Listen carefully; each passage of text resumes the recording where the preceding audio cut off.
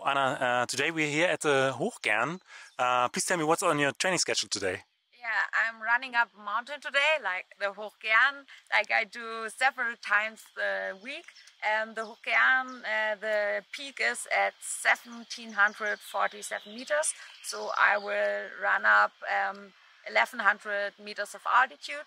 So is there a warm-up before the practice, or you're... I just start running, maybe just a little bit, like 1 minute of stretch like this, and for my ankles.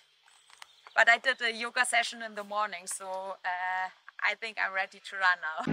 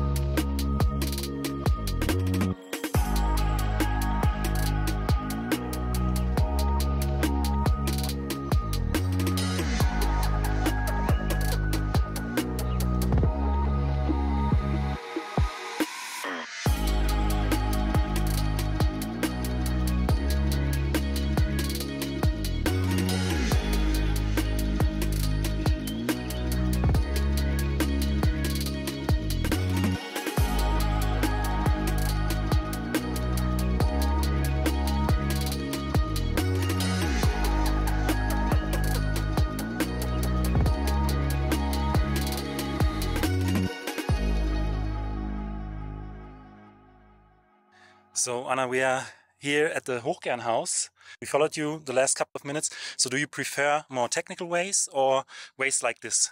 I love the technical ones because there you have to be more focused and you're running like this and this and this. And yeah, you have to be very careful, and I love that.